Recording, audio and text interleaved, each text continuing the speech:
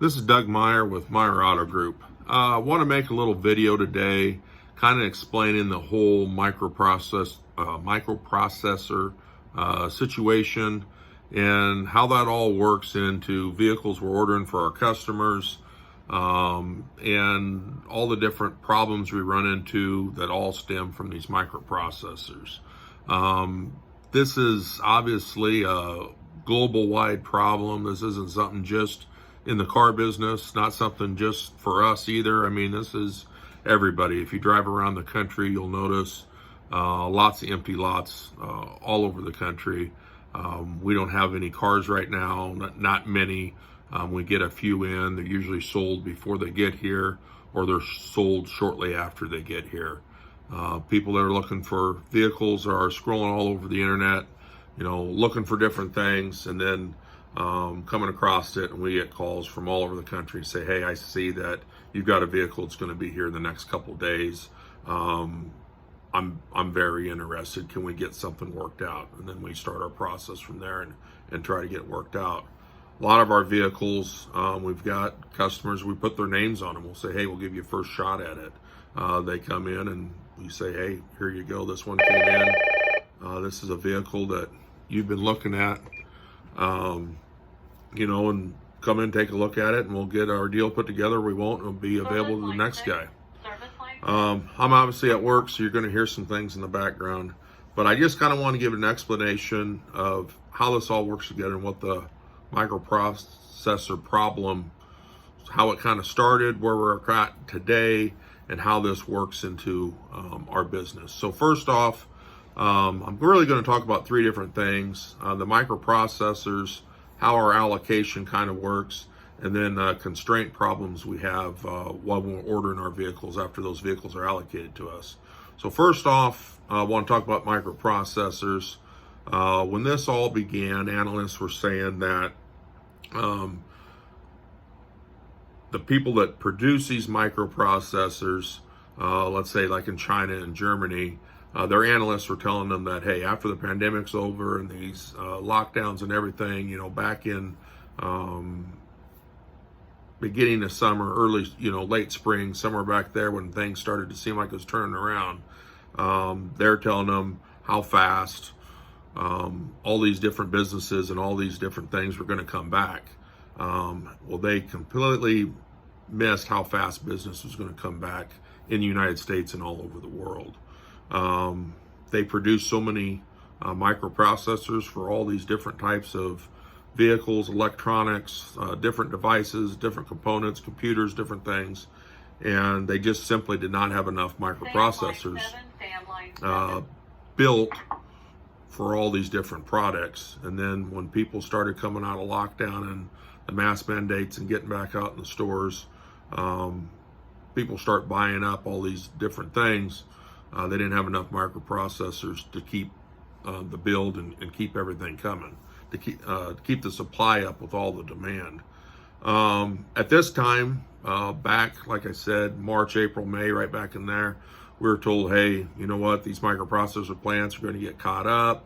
There is going to be a little bit of delay between when the microprocessors get built, get shipped out to the different vendors and manufacturers, and before everything gets all caught up, we're looking, everything should be caught up by the end of the year, by the end of 2021 is what we're being told.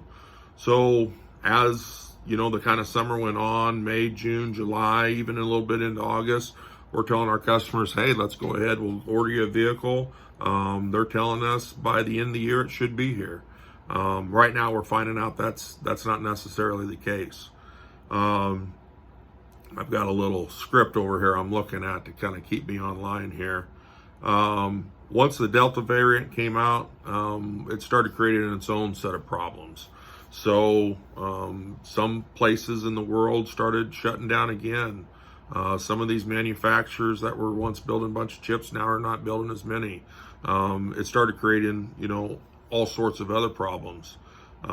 Like I said before, we're in a world economy. I mean, once this affects different parts of the world, and it affects us directly here also. Keep in mind that once these processors are made in China it still needs to be shipped to people that make things like touchscreen radios, navigation systems, climate control, electronic control modules that run the entire vehicle, tell your engine when to fire, all those different things. Just all the different control modules that run the vehicle. I mean, things just like your remote start key fob in your hand, that's got microprocessors in it. All these different components that make up the vehicles are all made all over. And then they get all shipped to the manufacturer, and then that's when they all get assembled and put together on the assembly line. And keep in mind also these components, once these microprocessors are built, they've got to be shipped. I mean, they're having problems with shippers and truck drivers and all these different things. So once the processor's built, that doesn't necessarily mean that, okay, boy, that just solves all of our problems. No, we still got to get the microprocessors over to these different vendors and manufacturers that do build all these different components for the vehicles. And then once those are built, and if they get built, these manufacturers are having problems also with their labor force and people not coming into work, or people in their area getting COVID and then sending so many people home. I mean, just like we see all over the United States. Well, once they finally get these different components built, now they've got to be shipped again. And now you still run into all your different shipping problems and things like that. Just the other day, I ordered hats, and they said these hats are originally put together in China somewhere. And then they come here and they all get stitched. They said, well, they're having trouble getting the hats from China. So it's affecting all sorts of things. Once they're all built, they're all put together, all shipped, and everything does get together, then it gets to the manufacturer, and then they can put together a vehicle. But the next thing I want to talk about is allocation and how that works. So once they can build vehicles, the allocation process is all, now who's going to get these vehicles, which dealers get what makes, what models, how many do they get, all these different things. And with General Motors, I know better probably how it works than I do any of the other manufacturers, but they all pretty much work the same. And they've got an allocation computer. And this computer, says, okay, we've got all these different dealerships. So Chevrolet, for example, has got over 3,000 dealerships in the United States. When they go through this allocation computer, it decides who gets what. To give you an example how it normally worked before the pandemic happened, let's say a dealership averages they sell 5 new Chevy Equinoxes every month. And they've got 15 new Equinoxes sitting on their lot. That means they've got a 90-day supply of vehicles, or a 3-month supply. If they're averaging 5 a month times 3 months, that's 15 vehicles, okay? So when that allocation computer kicks on and they say, hey, we're going to build 3,000 Equinoxes this week, it will go through and they'll say, well, hey, this dealer, it will know right out of the way, these dealers have got 90-day supply. They don't need any here built right away. So what it does in the computer, it says, okay, let's go look at all the lots out there that have a 0-day supply, and then a 1-day supply, a 2-day supply, 3-day supply. And it just keeps working its way up, and it keeps making, for lack of a better words, the computer just keeps making like a circle, keeps going round and round, saying, okay, here's the day supply, here's who's going to get these vehicles, and it keeps allocating all those 3,000 Equinoxes until it gets to a day supply of who knows. I mean, 45 days, 50 days, whatever, until it runs out, and then all those dealers are allocated those vehicles. Well, I had to kind of explain that to explain how it works now. Well, now, obviously, nobody's got 15 Equinoxes sitting on their lot, and nobody's probably selling 5 Equinoxes a month still. Maybe a big dealer out there somewhere is, but here in Maryville, Missouri, or Auburn, Nebraska, or Shenandoah, where we got one of our other stores, selling 5 new of anything is a feat right now. But right now, what's going on is, when the allocation now, instead of building maybe 3,000, 4,000, 5,000 of a certain model in a week, they might say, hey, we're building 1,000 trucks, or we're building 1,000 whatever. But we've got 3,000 Chevy dealers and they all don't have any vehicles. So it'll go through and it'll say, okay, all these Chevy dealers, they've got lucky that they got one sitting on their lot. Now let's go through all the Chevy dealers that don't have any on their lot. And it will go through its process and its how its computer works and the formulas that they use. And then it will spit out, which dealers get which vehicle. So once that allocation gets figured out, then we know, okay, we're going to get one new Silverado we can order, maybe one new Equinox, maybe one new Trax, whatever the case may be, a Traverse. And then once that happens, now we got to work through constraints. Well, what are constraints? I want to explain what constraints are too. So constraints are options that are not available on certain vehicles because those components are just simply not available. So as I was saying earlier, as you have your microprocessors being sent out, or all these different vendors, all these different manufacturers that make all these different components and devices in each vehicle, these components, some of them just are not available. So let's say you're ordering a new vehicle and you want Bose sound, or you want rear DVD entertainment, or whatever else the case may be. Sometimes it'll be we're not building diesel engines because they didn't have all the components to build diesel engines that week. So we've got to work through all these different constraints and say, okay, now Chevrolet is saying, hey, good news, you get to order a new Silverado. Great. We go in, we look, we're like, okay, well, it's not letting us order, let's say we're ordering a 3/4 ton. Well, it's not letting us order diesels this time. So if we've got customers in there that have ordered diesel pickups from us, we'll call them up and say, hey, they're not building diesels this week, but hey, I can get you a gas. Are you interested? More times than not, they're like, no, I'm going to hold out for a diesel. I'm ordering a diesel because that's what I need. So we just go ahead and say, well, we're going to order one for stock. And then, we'll start building it and say, well, we can't put on, this option or that option. And then we just build it as close as we can to what we think our customers are going to want. So just because we get to build a vehicle doesn't necessarily mean we get to build it the way we want. Right now I've got 7 GMC 3/4 tons and 1 tons that customers have ordered. And I had that exact same thing happen a couple weeks ago.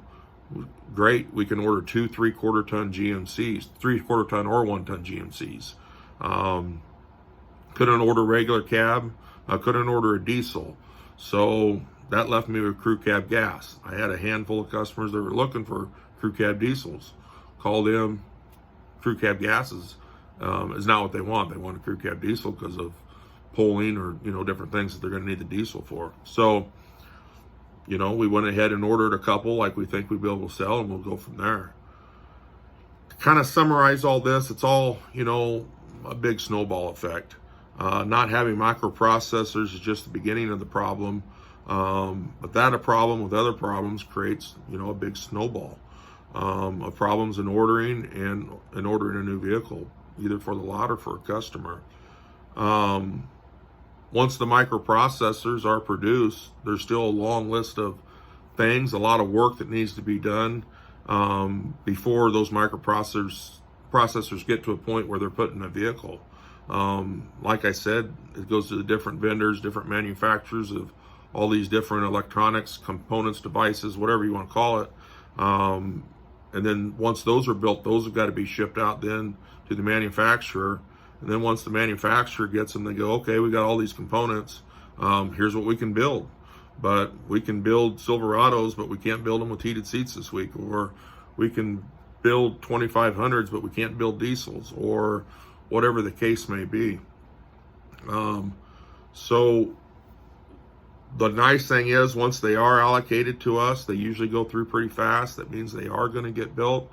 But it's going to be a little bit of a process still, because we still got to rely on it getting shipped by a train once it's produced, and then shipped by a semi and trailer after that. Normally, when a vehicle is allocated to us and we get to put that order in, normally it's 6 to 8 weeks. Now, that might be a little longer. I mean, who knows exactly how it's going to work out. So just wanted to make this video so everybody had a little bit of an explanation of how this whole process works. People come in and ask us, and we tell the story over and over and over. And, you know, I think at some points we leave some parts of the story out just because we get talking, and, you know, that's just the way it is. And you get led off in another direction, and, you know, maybe the customer didn't leave with the full story. So I believe this video here does tell the full story, does tell you where we're at. Right now, what GM is telling us, and different things you read, is that this problem is going to continue. Hopefully it will be fixed sometime around July, August of 2022. But some outlets are saying that this could be going on till 2023. So we'll just have to work on it and keep doing the best we can do, and hope for the best. If you have any questions, feel free to call any of our dealerships. You can check out our website, meyercars.com, MEYERCARS.com.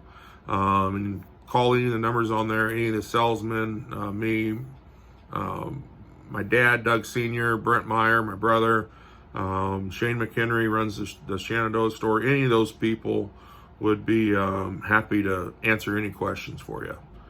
Thanks for watching this video. Hope you all have a good week.